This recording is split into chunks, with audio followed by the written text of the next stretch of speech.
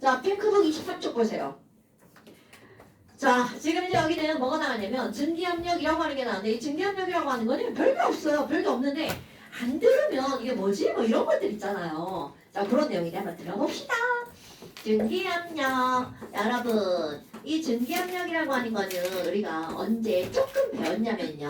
화학원에서. 이런 단어 안 배웠죠. 근데 이제 그 학원에서 어떤 단어를 배웠냐면 동적평형. 굿자. 자, 동적평형을 다시 한번 얘기해볼게요. 선생님 저희 학교에서도 읽었었나요? 그게 지금 이게 떨어졌죠. 우리 학교에 좋았었는데. 같은 학교잖아. 그렇네. 니네 다 같은 학교 아니지? 네. 참 저랑 조경이 같은 학교. 지은이는 탐방이야? 아니요? 삼천.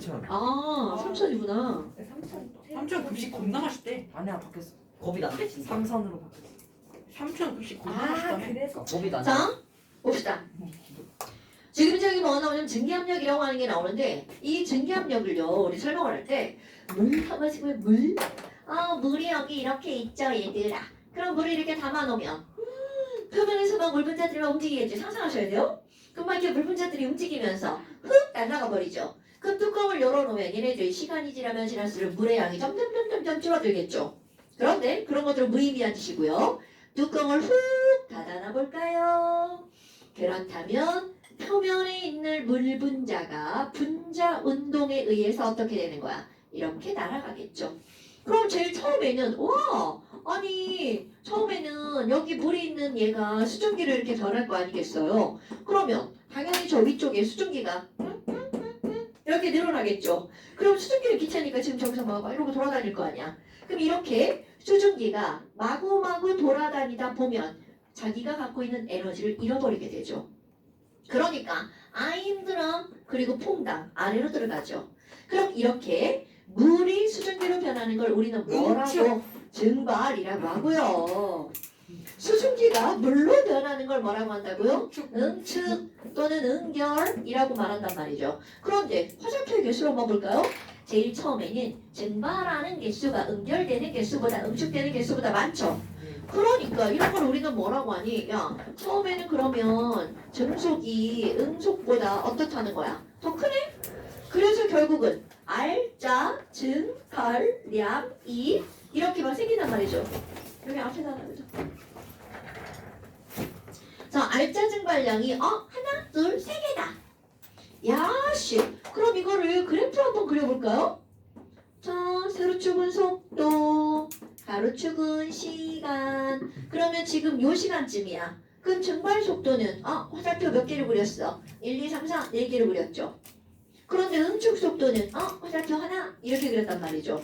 그런데 알자 증발량이 3개나 됐어. 그러니까 이제 수증기의 개수가 늘어나겠죠. 그럼 수증기가 늘어나다 보면 당연히 이제 다시 퐁당 들어가는 수증기 개수도 많아지겠죠. 어머. 아니 그런데 증발 속도는 신경 안 쓰나요? 네, 조금 이따 설명할게요. 증발 속도는 시간 지나도 변하지 않습니다. 그런데 응축 속도는 늘어났네요. 그러다가 결국 충분한 시간이 지나면 언젠가는 이라는 거죠. 수증기량이 점점 늘어나다가 퐁당 들어가고 늘어나다가 퐁당 들어가죠. 그래서 충분한 시간이 지나면 이 둘의 속도가 같아지는 시점이 존재한다고 학원에서 여기까지 배웠을걸요? 어머나. 그럼 얘네들 그래프를 보면요.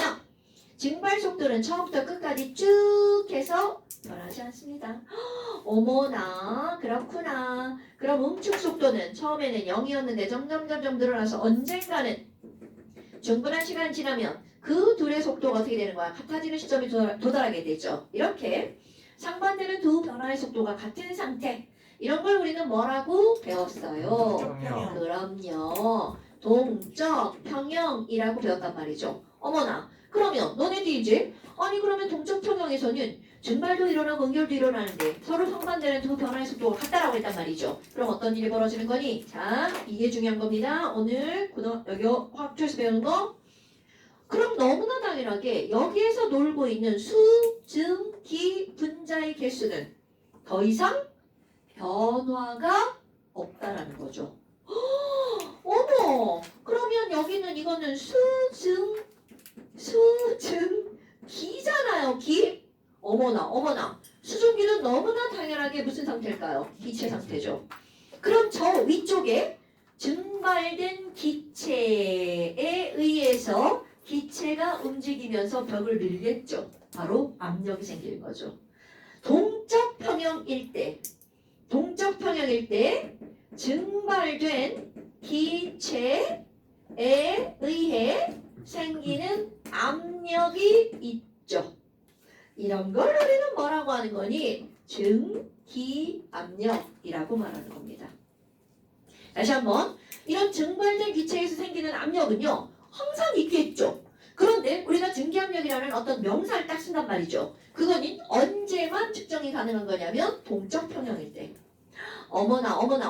자, 오늘 알아야 되는 단어 바로 뭐라고요? 증기압력이라는 단어가 이제 계속 나올 겁니다. 증기압력이란 바로 언제 재는 거라고요? 아무 때나 재는 게 아니라 동적 평형일 때 증발된 기체에 의해서 생기는 압력, 이런 걸 우리는 뭐라고 한다고요? 증기압력. 어머나.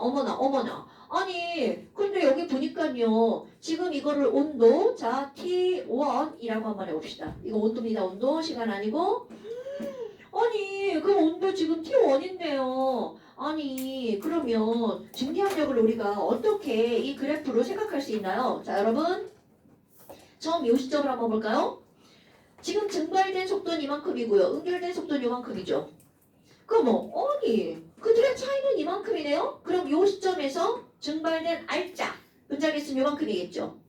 그 다음에 그 다음 시점을 갔어요. 뭐야?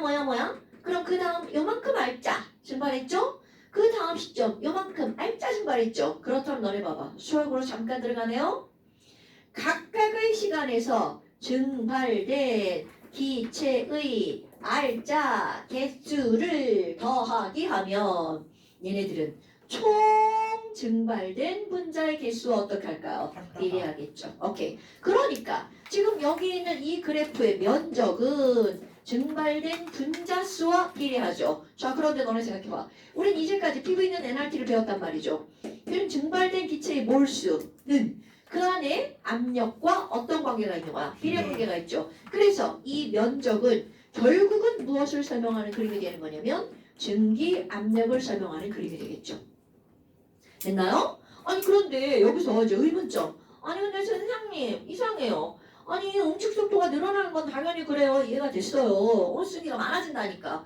그런데 도대체 왜 증발 속도는 안 변하나요?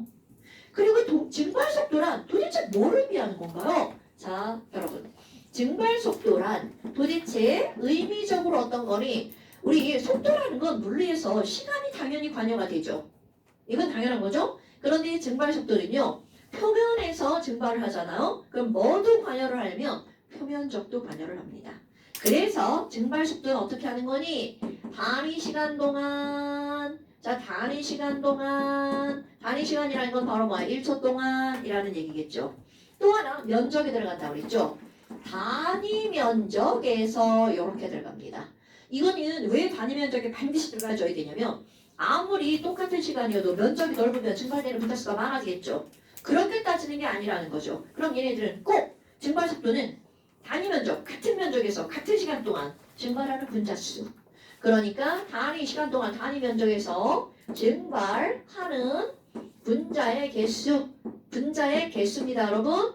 요거를 가지고 우리는 뭐라고 하는 거냐면 증발 속도라고 한답니다. 그러니까 이 증발 속도는 사실 면적하고 관계가 없다는 얘기죠. 오케이? 그러면 도대체 이 증발 속도에 영향을 미치는 요인이 바로 뭐냐라는 거죠. 이 증발 속도는요. 자, 이거 꼭 기억하셔야 됩니다. 그럼 증발 속도에 영향을 미치는 요인이 뭐니? 증발 속도 영향 요인은요. 그냥 한마디로 표현하잖아요. 바로 분자 간의 인력입니다, 여러분. 어머. 아니 그럼 너네 봐봐.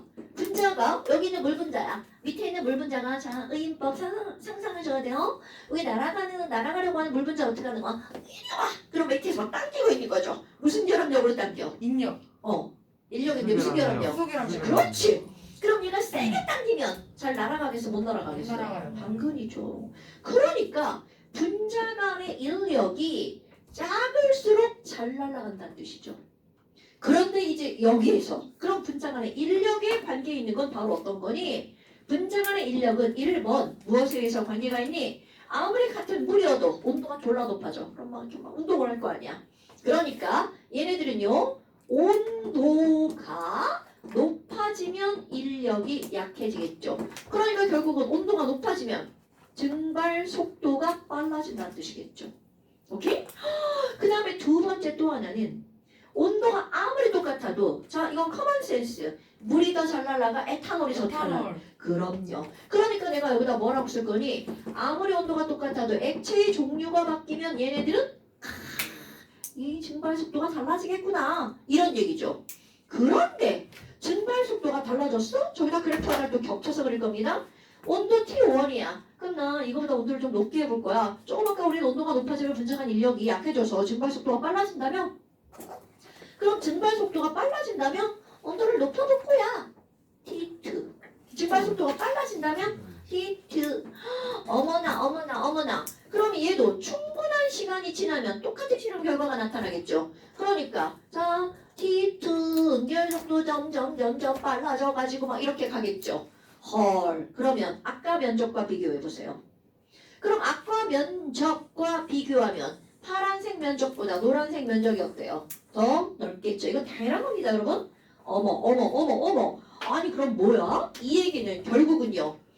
온도가 높아지면 증발 속도가 빨라지므로 평형에 도달하는 응축 속도도 빨라지겠죠. 그래서 결국 면적이 넓어지죠. 온도가 높아지면 증기압력이 커지는구나. 이게 오늘의 포인트. 어머나. 그래서 두 번째 바로 뭐라고 나오는 거니? 온도에 따른 증기압력 그래프를 배웁니다. 지금 이거 그대로 하는 거야. T1 파란색 면적 증기압력에 비례하죠? 그러니까 온도가 낮을 때 가로축 온도 세로축 증기압력 이렇게 들어갑니다. 온도가 낮을 때 오만큼 그 온도 T2 높였어. 온도가 높을 때 오만큼 그래서 온도에 따른 증기압력을 쭈르르르 나타내면 이런 그래프가 나옵니다. 이런 것을 증기압력 곡선이라고 한답니다, 여러분. 자, 증기압력 곡선이란 어떤 액체의 온도에 따른 증기압력을 나타낸 곡선. 와, 그럼 나 이거 물이라고 할 테다. 이렇게 한번 해볼까요? 나 물이라고 할 테다. 그럼 내가 에탄올 한번 그려볼 거야. 여러분, 에탄올은 물보다 증발이 더 잘 돼, 안 돼? 돼요. 잘 되죠. 그러니까 아무리 같은 온도를 하더라도 에탄올은 요거보다 살짝 증기압력이 어떻겠어요? 높겠죠. 그러니까 에탄올의 증기압력 곡선 쭉 이렇게 나옵니다. 에탄올 이렇게요. 에탄올. 그럼 미지의 물질 또 하나 그려봐요. 미지의 물질 B 한번 그려볼게요. B 이렇게 한번 해볼 거예요. 아 이걸 A라고 해볼까요? 이렇게 A. 와. 그러면 너네 봐봐. 이제 문제에서 이런 문제가 나옵니다. 야야야야. 에이그. 증기압력은 누가 더 크냐? 에탄올. 그럼 그때는 당연히 같은 온도에서 묻는 거겠죠. 그럼 같은 온도일 때 증기압력 비교해봐. 그럼 얘네들은 에탄올, 물, A 이렇게 누구나 이렇게 그릴 수 있겠죠. 그런데 여기서 묻죠. 왜 에탄올이 증기압력이 제일 큰 거야? 그럼 에탄올이 왜 증기압력이 크니? 같은 온도인데 에탄올이 왜 증기압력이 크니? 증발 속도가 빠르니까. 그럼 증발 속도가 왜 빠르니? 분자간 인력이 약하니까. 이렇게 묻는다고요. 그럼 그 다음 묻는 거 바로 뭐야? 야, 얘네들의 인력은 그러면 제일 큰 애가 누구야? 이렇게 묻는다고요. 그 반대로. 당연하죠. 이렇게 되겠죠. 그래서 그 다음 결론적으로 뭘 묻겠어? 그래서 끓는 점은 누가 제일 높아? 이렇게 묻는다는 거죠. 그럼 이 액체의 끓는 점은 누가 제일 높니? 그럼 분자간 인력이 그렇지. 클수록 끓는 점이 높은 건 우리 당연한 거잖아요. 그런 거 알고 있단 말이야. 어머나. 그래? 끓는 점이 높다고? 그럼 우리는 이제까지 끓는 점 액체가 기체로 변할 때 이렇게 했단 말이야. 자, 그런데 이번에는요. 그 끓는 점의 정의를 배웁니다, 여러분. 끓는 점이 도대체 뭐야? 끓는 온도? 이렇게 말하는 건 화학 툴 배움 미션. 그 화학투를 배우고 나면 도대체 끓는 점을 뭐라고 할 거니? 끓는 점을 뭐라고 할 거니? 여러분 기준 이게 끓는다라는 걸 상상해 보세요. 끓는다는 건 안에 있던 액체가 바깥쪽으로 이렇게 기체로 그래서 날아가는 거잖아요. 근데 바깥쪽에서 누군가가 막 눌러 누르고 있어. 그럼 바깥쪽에 있는 누군가가 바로 뭐야? 이게 대기잖아요. 그럼 만약에 대기가 누르는 힘이 아래가 액체에서 기체로 변해서 나가려는 힘보다 세면 걔네가 그럴 수 있어 없어? 없다라는 거죠. 오케이? 어머 그러면 결국 대기보다 끌어서 나가려고 하는 압력이 어때야 돼? 더 크거나 최소 어때야 돼? 같아야 되겠죠. 우리 정지만 촬영 마찰력 이제 그런 거 말하는 거야? 그렇다면 끓는다라고 하는 건 도대체 무슨 말이니? 자, 끓는다라고 하는 말이 무슨 말이니? 밖에서 누르는 대기압과 안쪽에 있는 액체가 기체로 나가려고 하는 압력이. 그럼 여러분 보세요. 아까 우리 증기압력이라는 건 증발된 기체가 누르는 압력이었죠. 그런데 이거 잘 생각하셔야 돼요. 어려운 거 아니야? 여기 있는 기체가 누르는 압력이나 동쪽 평형이니까 안에서 바깥쪽으로 나가려고 하는 압력이나 어떤 거야? 같은 거겠죠. 그럼 결국 무슨 얘기냐면 여기 바깥쪽에 이제 뚜껑이 열려 있는 상태야 대기하고요. 안에서 나가려는 힘 이거를 다른 말로 뭐라고 한다고요? 자, 이 힘과 이 힘이 같은 힘이야. 그러니까 이 액체가 증발해서 나가려고 하는 힘을 우리는 뭐라고 하는 거야? 증기압력. 바깥쪽에서 누르는 힘을 뭐라고 그래? 대기압. 만약에 대기압 이렇게 됐어. 그럼 증기압 나갈 수 있어 없어? 없어요. 없죠. 그럼 얘네들이 끓으려면 최소 대기압과 얘네들이 어때야 돼? 같거나 얘가 더 커야 되겠죠. 그러니까 우리 끓는 점의 정의를 어떻게 내리니? 굉장히 중요한 거야. 액체의 증기압력과 대기압이 같을 때의 온도 이렇게 내립니다. 자, 끓는 점이랑 끓는 온도 노노노. 액체의 증기압력과 대기압이 어떨 때? 같을 때의 온도. 자, 그래서 너네들 다음번 시험에 당연히 요게 나오겠죠. 끓는 점이란 뭐와 뭐가 같을 때의 온도라고요? 대기압과 증기압력. 그렇지. 그 액체의 증기압력과 그리고 대기압이 왜 이렇게 글씨가 이상해지지? 증기압력과 대기압이 어떨 때의 온도라고요? 같을 때의 온도를 뭐라고 정의를 내린다고요? 끓는 점이라고 할 거야. 이거를 정의를 내립니다. 물론 이런 것들에 대해서 좀 색깔 보는 사람들이 이제 우리는 그런 거 다 필요 없고요. 우리 배우는 대로 하는 거니까. 어머나, 액체의 증기압력과 대기압이 같을 때의 온도를 끓는 점이라고 한다고요? 자, 이걸 가지고 말 바꾸기 할 겁니다. 여러분, 지금 이 문장 액체의 증기압력과 대기압이 같을 때의 온도를 끓는 점이라고 하겠다라고 했죠. 자, 말 바꾸기 무슨 말이냐면 여기 그래프 잠깐 볼까요? 지금 뭐라고 그랬냐면요. 액체의 증기압력과 대기압이 어떨 때? 같을 때의 온도를 뭐라고 끓는 점. 하겠다고요? 끓는 점이라고 하겠다고요. 그럼 우리는 분명히 조금 아까 이 그래프를 온도에 따른 증기압력 그래프라고 했었죠. 그런데 이제 말 바꾸기 합니다. 대기압에 따른 무슨 그래프라고 말을 바꿀 거야? 끓는 점 그래프라고 말을 바꿀 겁니다. 정의에 의거해서 이게 그래프가 확 바뀌어버리는 거야. 헐! 그럼 뭐야? 여러분, 물에 끓는 점 몇 도시예요? 100도. 그런데 너네 봐봐. 아니 뭐야? 이 그래프에 따르면 이 모든 온도는 누구의 끓는 점이야? 물의 끓는 점입니다. 이런 개 같은 경우가 있나? 그럼 물의 끓는 점이 20도시요! 라고 말해도 맞는 말이라는 거죠. 그런데 거기에 전제가 들어가죠. 무엇에 따른? 대기압에 따른. 그럼 우리가 물의 끓는 점을 100도시라고 얘기한다는 건 뭔가 기준이 있다는 얘기죠. 우리가 살고 있는 곳 대기압이 몇 기압일까요? 1기압. 그럼요. 물의 끓는 점이 100도씨야 라고 얘기를 하는 거는 우리 지금 1기압에 살고 있잖아. 1기압일 때 물의 증기압력을 읽어봐. 그때 온도 몇 도인 줄 알아? 100도씨야. 이렇게 나오는 겁니다. 오케이? 증기압력 곡선에서 증기압력이 100mm Hg일 때 1기압일 때 그때 증기압력 곡선과 만날 때의 온도 우리는 뭐라고 물이 한다고요? 끓는다. 그렇지, 100도씨. 근데요, 대기압이 낮아질 거예요. 자, 대기압이 훅 낮아졌어. 그럼 물의 끓는 점이 어떻게 돼? 낮아지겠죠. 90도씨.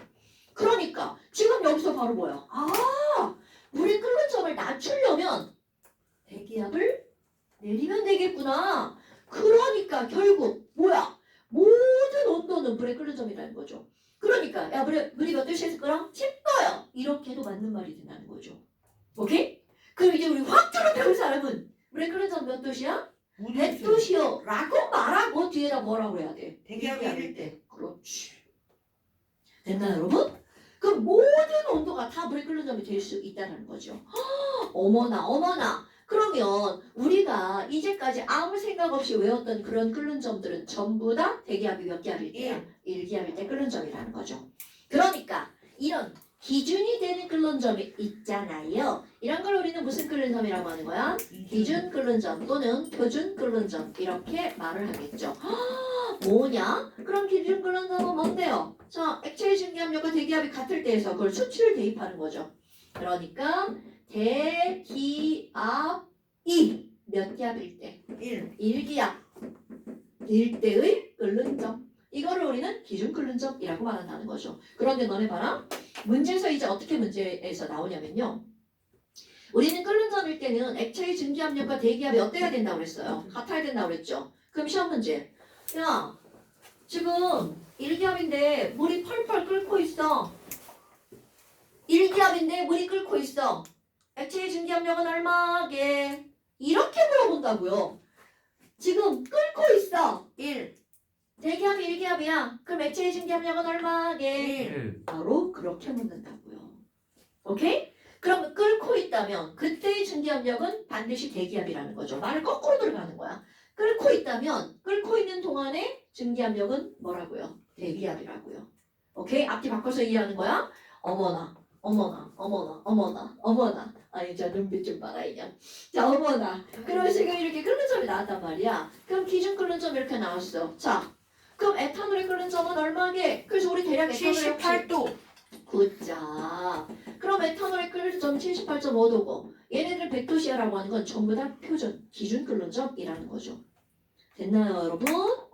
아무것도 없어. 이게 별거 없어요. 이런 것들, 특히 이런 정의 같은 것들은 내가 내린 게 아니란 말이죠. 그럼 너네 봐라. 끓이는 방법이야. 자, 끓이는 방법. 우리는 쉽게 알고 있는 거 이제까지. 야, 물 끓이려면 어떻게 해야 돼? 가스레인지 띵 켜가지고 졸라 뜨겁게 몰려가지고 막 그러면 펄펄펄 끓는단 말이죠. 그럼 물을 끓이는 방법은 바로 어떤 거니? 자, 지금 현재 25도씨 물을 떴더니 막 날아가는 게 화살표 2개야. 그런데 대기압은 4개야. 그럼 얘는 절대로 끓을 수가 없죠. 네. 어머. 그럼 끓게 만들려면 최소한 얘네들 같게 만들어야 되겠죠. 그럼 같게 만드는 방법은 2가지죠. 온도를 높여요. 그렇지. 온도를 높여서 증기압력과 대기압을 같게 만드는 방법. 그 다음에 또 하나. 안 돼. 나 연료 없죠. 못 가야 돼. 그럼 어떻게 해야 돼? 대기압을 낮춰요. 그렇지. 증기 펌프, 가마 펌프를 이용해서 얘를 빼. 그러면 아후 결국 그때도 끓어버리죠. 그런데 이때는 물은 펄펄 끓고 있는데 뜨거워 안 뜨거워? 안 뜨거운 물이 되는 거죠. 그러니까 이거는 마치 뭐냐면 저기 에베레스트 꼭대기에 올라가면 물이 70 몇 도에서 끓는데요. 거기다가 라면을 끓여 먹을 수 있을까 없을까죠. 70 몇 도로 라면을 끓이면 그 라면이 어떻게 돼요? 맛있겠다? 자, 너네 70 몇 도에다 라면 넣으면 애가 익지를 않아요. 그럼 이건 끓는다가 중요한 게 아니라 끓는 온도가 중요한 거죠, 여러분. 오케이? 그러니까 에베레스트 산에 가면 물을 끓여서 먹는 게 아니라 특수라면이 있죠. 막 조금만 물 부어도 조금만 따뜻해지면 팅팅 불어버리는 그런 거. 있어요? 있다고 알고 있어요. 그런데 에베레스트 산에 가서 압력밥솥을 들고 갔어. 그렇지. 졸라 무거운데. 그러면 저거 외부 영향을 안 받겠죠. 그 콘센트가 못 꽂잖아요.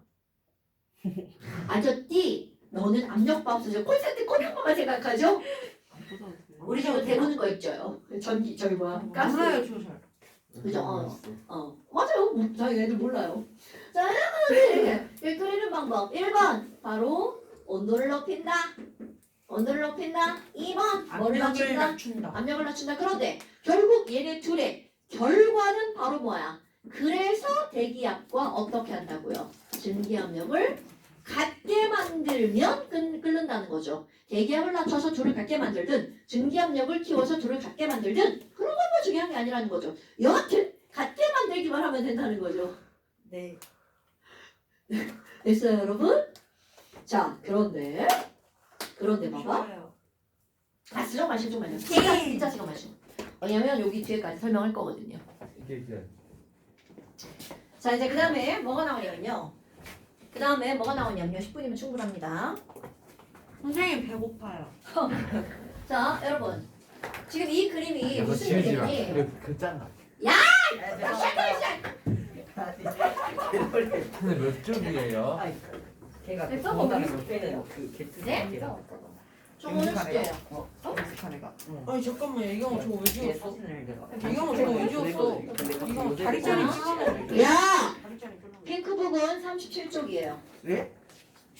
핑크북은 37쪽이요. 지금 이게 교육과정이 이상하게 중간에서 똥 싸다가 그냥 끄는 그런 게 진도를 넘어가지고 나 한꺼번에 다 할 겁니다.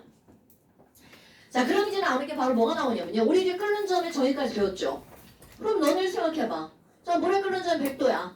그럼 끓기 전에는 이 얘기는 결국은 물로 존재한다는 거죠. 그럼 끓는 점을 넘어가면 뭘로 존재하는 거야? 수증기. 그럼요. 그럼 이렇게 물과 수증기 그리고 얼음 이런 세 가지 상태는요. 온도와 압력에 의해서 달라진다는 걸 알았죠. 온도만 상태를 변화시키는 게 아니라 압력도 상태를 변화시키죠. 그러면 온도와 압력이 어떻게 변하면 고체와 액체와 기체라는 상태가 나타나는지 그래프로 그려놓은 게 있습니다. 이런 걸 우리는 뭐라고 하는 거니? 상평형 그림이라고 말합니다. 상평형 그림은 고체와 액체와 기체 상태가 온도와 압력이 어떤 온도와 어떤 압력이 되면 변할 건지를 나타낸 그래프입니다. 그럼 이건 뭔데요? 이거는 사실은요 증기압력 곡선하고 똑같은 겁니다. 그런데 증기압력 곡선은 딱 두 개만 나타나는 거죠. 액체와 기체. 그럼 증기압력 곡선 이 그래프를 여기다 또 그리는 거야. 그런데 온도 범위를 좀 넓히잖아요. 그럼 증기압력 곡선. 자, 이건 물입니다. 물의 증기압력 곡선 이렇게 나오는 겁니다. 자, 이거 하얀색을 여기다 갖다 그린 거야. 그런데 얘는 액체와 뭐만 나타낸 거라고요? 기체만 나타낸 거야. 그럼 고체 어디 갔어요? 당연히 고체도 있어야 되겠죠. 그래서 이걸 연장하는 그래프를 그리는데요. 이것만 배웠죠. 설명은 여기까지만 하고 이거 그냥 연장하는 그래프는 그냥 그려버립니다. 자, 연장하는 그래프 요렇게 나옵니다. 좀 이제 이거 되게 많이 이렇게 꺾어놨는데 이렇게 원래는 많이 꺾이진 않습니다. 어머나. 도대체 이게 뭐지? 자, 여러분. 지금 가로축은 온도고요. 세로축은 압력 이렇게 나오는 거죠. 어머나. 아니, 자, 그래프 이름 붙일게요. 내가 여기다가 기호를 써놨죠, 거기에. T. 기호를 써놨죠? 가운데는 T고요. 이거는 A고요. 이거는 B고요. 이거는 C 이렇게 나왔단 말이야. 그럼 너는 AT라고 하는 거 봐봐. AT가 지금 배운 겁니다. 그럼 우리 여기다가 야 이거 AT네? 자 AT 곡선의 이름은 뭐야? 라고 했어요. 그럼 이거를 우리는 정확한 이름은 액체의 증기 압력 곡선입니다. 오늘 배운 거구나. 자 이것은 액체의 무슨 곡선이라고요? 증기 압력 곡선이라고 이름을 붙였어요. 그런데 이것의 부제목 어떤 액체가 물이 이것만 넘어가면 기체로 변하죠. 이런 거를 우리는 뭐라고 하는 거니? 그렇지. 기화곡선이라고 말을 한답니다, 여러분. 그런데 이 그래프를 딱 보는 순간 뭐야? 이거 가로축하고 세로축하고 비례 형태의 그래프네? 그러니까 얘네들이 결국 무슨 얘기냐면 대기압이 커지면 끓는 점도 어떻게 된다는 거야? 높아진다는 거죠. 그럼 기화를 다른 말로 하면 끓는다 라고 하는 거잖아요. 그럼 제일 쉽게 얘기하는 거 뭐야? 물에 끓는 점 곡선이네? 이렇게 말할 수 있다는 거죠. 그럼 너네 봐봐. 압력이 커지면 끓는 점이 높아진다 했어요. 어머나. 그냥 P라고 쓰면 나중에 또 그냥 온도라고 할까 보다. 압력이 높아지면 끓는 온도를 우리는 뭐라고 그래? 보일링 포인트라고 합니다. 아니 그럼 이런 거 예를 들어 봐서요. 봐요. 우리 조금 아까 얘기했던 압력밥솥 얘기 나왔었죠. 자 여러분. 우리 원래는 뭐야? 여기 대기압이 1기압이네. 그럼 1기압일 때 끓는 점 곡선과 만날 때 온도가 몇 도시라고요? 100도시라고요. 뭐야? 그럼 이렇게 하면서 100도씨에서 뭘 끓는 거야? 그런데 압력밥솥.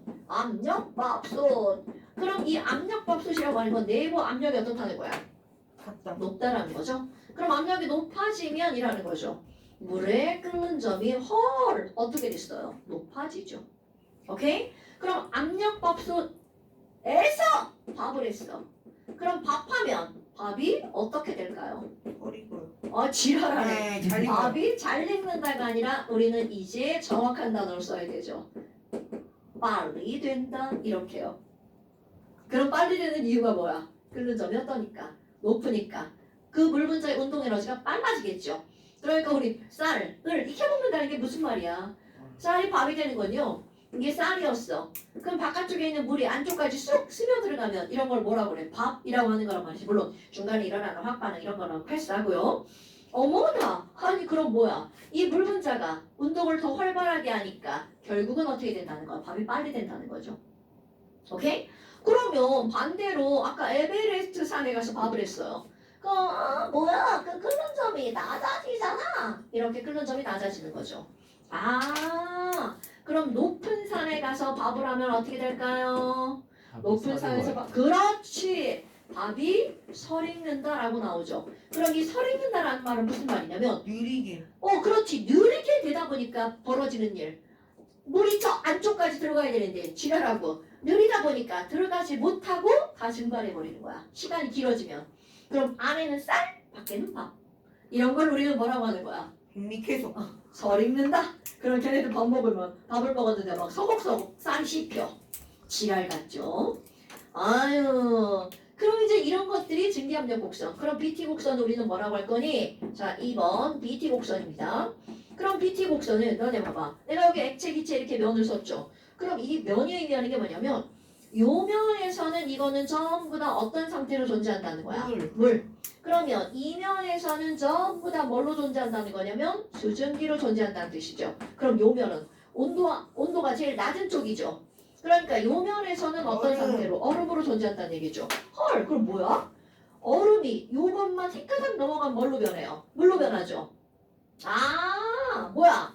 그럼 BT 곡선은 이거는 어느 점 또는 무슨 점? 녹는 점 곡선이고만 이렇게 말할 수 있겠죠.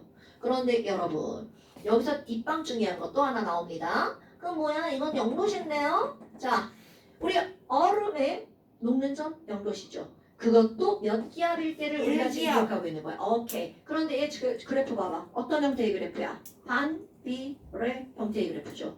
그럼 이 말은 무슨 말이야? 연아 언니가 스케이트를 신고 딱 일어나는 순간 스케이트 날 밑에 가해지는 얼음의 압력은 졸라 크겠죠. 거기 손가락 들어가면 손가락 잘려버리겠죠? 그러니까 갑자기 압력이 훅 늘어나죠. 그러니까 어느 점 곡선이 어디로 내려가? 영하 엄청 내려가네? 그러니까 0도씨가 돼야 그 물이 얼 건데 낮은 온도에서도 난 스케이트장 안 가봤지만 스케이트장 졸라 춥죠. 근데 그 낮은 온도에서도 언니가 밟은 그곳만 얼음이 녹아서 물로 변하죠. 자, 그럼 어떤 일이 벌어질까? 얼음은 그 자체가 미끄럽지 않습니다. 얼음 위에 물이 생기면 마찰력이 훅 줄어들어서 픽 미끄러지는 겁니다. 그러니까 반드시 스케이트를 타려면 내가 밟은 곳에 얼음이 녹아서 뭘로 변해야 돼? 물로 변해야 된다는 뜻입니다. 너네 봐봐. 막 겨울에 막 얼음 위를 걸어가면 미끄러지죠. 근데 그거는 절대로 그냥 얼음 자체가 미끄러운 게 아니라 내 무게로 눌러서 내가 밟은 얼음 위에 뭐가 만들어졌다고요? 물이 만들어진 거야. 밟아서 압력이 커지면 어느 점이 낮아지죠? 그래서 얼음이 빨리빨리 뭘로 변하는 거야? 물로 변하는 겁니다. 그래서 미끄러지는 거라고요. 그럼 겨울에 운동화를 신는 게 더 미끄러워? 하이를 신는 게 더 미끄러워? 하이힐. 당연하죠. 왜? 하이를 신으면 압력이 더 커지니까. 금방 녹아버리죠. 그래서 옛날에 눈이 왔을 때 산에서 옛날 조선시대 때 눈을 이렇게 내려오려면 그렇지 바닥이 넓은 걸 만들어서 신고 다녔죠. 그걸 뭐라고 그래? 설피라고 하죠. 그럼 그게 왜 바닥이 넓은 걸 이렇게 했니? 압력 줄이려고. 압력 그렇지. 바로 그런 건 거야. 그러니까 눈이 많이 온 날은 뾰족 구두를 신고 밖에 나가면 우리 엄마가 나한테 그랬죠. 그러다 뒤통수 깨진다 이년아. 그랬단 말이죠. 그게 바로 이거와 밀접한 관련이 있다라는 말이 되는 거죠. 그러니까 스케이트 날이 날카로울수록 잘 미끄러지죠. 그래서 전문 스케이트를 타는 사람들은 스케이트 날을 엄청나게 아낀다고 하더라고요. 자, 그러면 뭐 여하튼 그렇다. 그런데 여러분 이게 바로 어떤 거니? 우리가 알고 있는 모든 물질의 요 그래프는요, 상평형 그래프는요, 단 하나 요것만 빼고 전부 다 비례 형태의 그래프입니다, 여러분. 그런데 누구만 반비례 형태라고요? 여보. 얘만 반비례 형태입니다. 그래서 굉장히 중요한 거야. 그러면 이것 때문에 어떤 일이 나타나는 거니? 자, 여러분. 지금 얼음에 압력을 가하면 뭘로 변했죠? 자, 물. 지금 이거 얼음인데 압력을 휙 가했더니 뭘로 변했어? 물. 물로 변했죠. 그러면 얼음이 압력을 증가시키면 물로 변하죠? 그런데 여기에 하나 더 추가해 볼까요? 모든 물질은 압력을 가하면 부피가 어떻게 될까요? 그렇죠. 부피가 작아지니까 밀도는 어떻게 될까요? 물. 증가하죠. 바로 얼음이 물에 뜨는 이유를 저 그래프로 설명할 수 있습니다. 얼음이 물에 뜨는 이유. 밀도가 작아서. 그럼요. 그러니까 물이 되면서 바로 밀도가 어떻게 되기 때문이야? 커지기 때문이죠. 그럼 물을 제외한 모든 물질은 압력을 가하면 오히려 물이 얼음으로, 아이고, 액체가 고체로 변하는 거겠죠. 됐나 여러분? 어허. 그러면 여기 CT 곡선은 뭐니? 그럼 CT 곡선은요. 얘네들은 무슨 곡선? 어머, 얼음이 승마. 이것만 넘어가면 그렇지. 승화 곡선이라고 합니다. 그런데 너네 봐봐. 승화가 되려면 겁나 낮은 압력이 돼야 되겠죠. 그러면 요점, 얼음과 물과 수증기가 함께 모이는 요점, 요점을 우리는 뭐라고 하는 거니? 바로 그렇지. 세 개의 점이 한꺼번에 모이는 거야. 이런 걸 우리는 뭐라고 그래? 삼중점. 세 개의 점이라는 게 뭐야? 끓는 점. 어느 점? 승화점. 얘네들이 한꺼번에 모이는 점. 그런데 이거 몇 기압이냐면요. 외운 거 아니야? 0.006기압.